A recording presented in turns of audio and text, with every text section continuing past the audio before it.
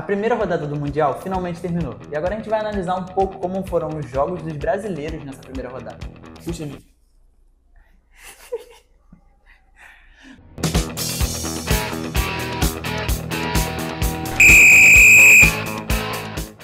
Vamos começar falando sobre o Palmeiras, né? Que empatou em 0-0 com o Porto agora na primeira rodada. o jogo do Palmeiras e do Porto foi um jogo bem interessante de assistir. Eu posso dizer que foi o segundo melhor jogo dessa primeira rodada e que pra mim só perdeu para um outro jogo de um outro brasileiro. A gente vai comentar um pouco mais pra frente. Mas, cara, foi um jogo muito bom do Palmeiras. Conseguiu, não abaixou a cabeça pro Porto em hora nenhuma. Posso dizer que atacou mais. Chegou perto de sair com a vitória, mas faltou um pouquinho mais de perfeição na hora de finalizar, né? De concluir a jogada. Eu acho que o ponto principal desse jogo foi a falta de efetividade dos atacantes do Palmeiras. Uma coisa que está sendo apresentada, né, por todos os jogos de brasileiros. Os times brasileiros estão com uma efetividade baixa nessa primeira rodada do Mundial. Todo mundo está com medo de chutar no gol, pelo jeito. Mas o Palmeiras realmente propôs o jogo, foi melhor do que o Porto na maioria dos momentos. Certos pontos da partida, eu diria até que o Porto não sabia muito bem o que fazer, né, para anular o estilo de jogo do Palmeiras. O Abel montou uma equipe muito boa, muito forte, apesar da inconstância que o Palmeiras apresenta nas finalizações. Eu acho que foi um jogo muito bom, apesar de ter sido 0-0. E o próximo jogo do Palmeiras agora vai ser contra o Al-Ahly, que empatou em 0-0 com o Miami, quebrou a gente, porque a gente confiou bastante que o Al-Ahly ia ganhar. Mas eu acho que esse também vai ser um jogo difícil, pensando até no histórico recente, né, das duas equipes, que se enfrentaram já nos antigos mundiais, que agora são os intercontinentais, né? Uma vitória para cada lado, e é isso. Eu acho que o Al-Ahly vai ser uma equipe assim também, que o Palmeiras não vai poder abrir mão de atacar e precisa vencer, né? Já que empatou a primeira partida, agora precisa somar uns 3 pontos. Eu vejo o Al-Ahly como melhor do que o Porto, no geral, né? Tem uma equipe muito forte, muito sólida, tem um trabalho aí muito bom do técnico. Então acho que vai ser um jogão se o Palmeiras entrar para ganhar, assim como ele entrou contra o Porto, e talvez melhorar um pouco essa efetividade dos atacantes. Só você ver aí o Vitor Roque, que tá uma negação em campo, né? Nesse começo de passagem pelo Palmeiras. Se é que a gente ainda pode chamar de começo, né? Que ele chegou aí no começo do ano. E até agora, a gente já está em junho, ele já participou de 3 campeonatos, 4, 5 pelo Palmeiras. Se você contar o Paulistão e depois Copa do Brasil e Libertadores e Brasileiro e agora o Mundial, então ele está com 5 campeonatos pelo Palmeiras e tem pouquíssimos gols para um atacante que veio com pompa de um dos melhores 9 da América. Depois dele ter saído do Atlético Paranaense, ele não conseguiu despontar em nenhum time ainda, né? Assim, quando ele foi pro Barcelona, teve ali um caso de problema com o técnico, na época ainda era o Xavi. Teve um caso ali de discussão com a diretoria, muito por isso ele foi emprestado. Ele foi até bem durante o empréstimo, mas ainda assim fazia poucos gols. Vamos ver se isso vai se confirmar agora na passagem dele pelo Palmeiras, né? E agora vamos seguir para o jogo que eu posso dizer que é o jogo mais esperado da segunda rodada, que é PSG e Botafogo. Botafogo que ganhou do Seattle Sounders por 2-1, teve certa facilidade, né, para ganhar do Seattle, mas que agora é outro jogo, é outro clube, é outra liga, e é o PSG, é o atual campeão da Champions. Então, se o Botafogo, né, não abrir o olho, corre sérios riscos de acontecer um Bayern e Auckland 2.0 aí. Eu só acho que, guardadas as devidas proporções, o Botafogo talvez não tome 10, mas uns 9 é possível. Se não tomar cuidado, vai ser sim uma goleada. O PSG é um time muito bem organizado. O Luiz Henrique faz um excelente trabalho. Apesar das peças do PSG serem muito jovens, uma galera aí que está começando agora a despontar no cenário europeu, como o Doué, que ele é mais novo que eu e está aí fazendo gol no final da Champions. Tá aí despontando, fez gol no primeiro jogo. Então, o PSG é um time extremamente competente, extremamente organizado, e se o Botafogo não tomar cuidado, vai virar uma goleada. E eu acho que esse jogo não tem tanta... Tem importância, mas não é o mesmo caso do Palmeiras, né, que só somou 1 ponto no primeiro jogo. O fato do Botafogo ter ganhado a primeira partida não deixa tão desesperador, né, esse segundo jogo. Não é tão desesperador precisar da vitória. Se o Botafogo conseguir pelo menos um empate, o que eu já acho que vai ser bem difícil, já vai praticamente encaminhar a classificação do Glorioso, né, para as oitavas. Sim, a maioria dos times aí tá trabalhando com um quesito de 4 pontos, né, para conseguir chegar nas oitavas, porque como a gente só tem 3 partidas por grupo, se você somar qualquer ponto acima dos outros times nesse campeonato, você já está em ampla vantagem, né, no quesito da classificação para as oitavas, né? E só para não deixar de comentar aqui, né, por que a gente está falando tanto do Botafogo entrar tão ligado nesse jogo? Porque o PSG meteu 4-0 simplesmente numa das retrancas mais conhecidas da Europa, que é o Atlético de Madrid. Então, se o Botafogo, que não está acostumado a jogar com o time europeu, e jogar de qualquer jeito achando que é um campeonato carioca, vai tomar taca. Eu não imagino que o Botafogo vai entrar em campo pensando que vai ser fácil. Sim. Eu imagino já que eles já estejam se preparando para um jogo bem difícil, bem complicado, mas eu não acho que eles têm que entrar em campo pensando em perder de pouco. Eles têm sim que fazer o próprio jogo. Pode ser que fazendo o próprio jogo tome uma goleada? Sim. Mas tem que entrar com uma certa coragem em campo, porque apesar do PSG ser sim o melhor time do mundo para mim hoje em dia, pela qualidade da equipe como um todo, não olhando peça a peça, o Botafogo é sim um time competente, apesar do início de trabalho de um novo técnico. E também tem aquela velha máxima, né? No futebol, entrou em campo, não tem dinheiro. O dinheiro não entra em campo. É 11 contra 11 e é isso.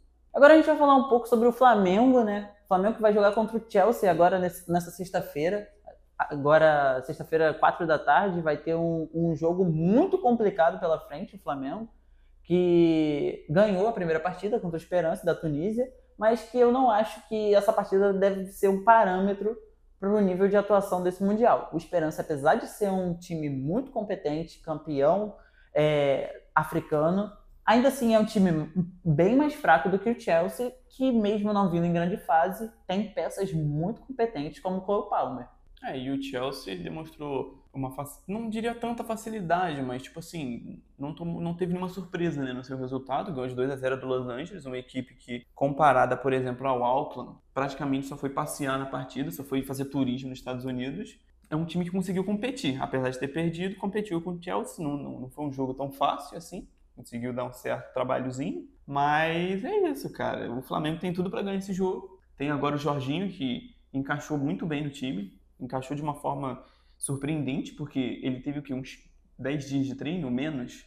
Ele teve 2 treinos aqui no Rio de Janeiro e acho que mais 3 treinos assim que ele chegou lá nos Estados Unidos com o resto da equipe. Ele encaixou muito bem, a estreia dele foi muito surpreendente pela qualidade que ele apresentou de entrosamento com o resto da equipe. Ele deu até uma assistência, um passe debochado pro Luiz Araújo ali na entrada da área.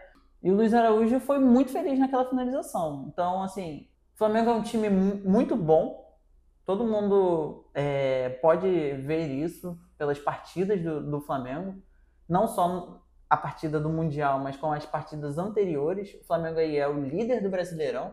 Mesmo agora com uma partida a menos, né? Uma partida a menos, ele continua sendo líder, tem o maior saldo de gols, a melhor defesa. E apesar do Chelsea ser sim um campeão continental da Europa, tudo bem, pela terceira divisão das competições europeias, é sim um time muito difícil e o Flamengo vai ter que entrar com certa ousadia para tentar ganhar esse jogo se quiser realmente ganhar. Se sentar em cima do resultado e falar, pô, já tenho 3 pontos, vou só empatar e tal, eu acho que vai ser sim uma derrota de goleada. Então tem que propor sim um jogo, tem que controlar a posse de bola da maneira que já trabalham contra os outros times. E acho que o Jorginho vai ser de grande ajuda agora no decorrer desse campeonato. E quem sabe não pinta uma lei do ex aí, um pênaltizinho pro Flamengo. O Jorginho é um exímio batedor de pênalti, né? Pode ser que sim. E indo pro último jogo dos brasileiros, a gente teve o que foi a melhor atuação, eu posso dizer, dadas as proporções do adversário, né? A melhor atuação de um time brasileiro nessa primeira rodada do Mundial, que foi Fluminense e Borussia. Fluminense, que eu tinha comentado aqui no último vídeo, que precisava jogar sem medo, não ser covarde, ter coragem para jogar, e conseguiu me surpreender. Apesar de eu esperar um Fluminense que não ia ficar tão recuado, me surpreendeu a forma que o Fluminense jogou a partida inteira. Mesmo com cansaço, mesmo no final do segundo tempo, o Fluminense ainda estava apertando o Borussia. Acabou que não conseguiu fazer um gol, até por causa dos seus atacantes, que Canóbio e Everaldo perderam muitas chances. Mas foi um jogo muito bom de se assistir e foi uma surpresa. Eu considero que foi o melhor jogo dos brasileiros até aqui, um dos melhores do Mundial. O Fluminense apresentou um futebol que, para mim, foi até um pouco surpreendente pelo nível de atuação que ele estava apresentando no Brasileiro antes de ir para o Mundial. Então, assim, eles propuseram bastante o jogo, controlaram o meio de campo. O esquema de 3 volantes que o Renato colocou em campo foi muito bom, muito dinâmico. Teve uma triangulação entre os jogadores ali no meio, que deu liberdade para o John Arias flutuar por todo o campo, ele que foi eleito o melhor da partida, né? E antes da gente terminar esse vídeo, eu já quero fazer uma afirmação. A minha afirmação é que, naquele lance do Everaldo, se fosse o Cano, eu tenho certeza que no momento que ele levantasse a cabeça, que ele visse o goleiro correndo de costas para dentro do gol, ele já teria chutado.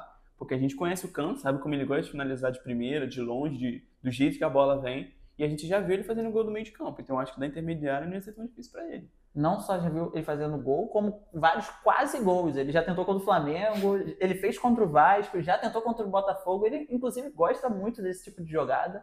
Ele tem, assim, essa coragem. Mas o Everaldo ali, ele disputou no corpo, tentou a corrida, fez até o certo para um atacante. O problema foi a última decisão dele, que foi podre.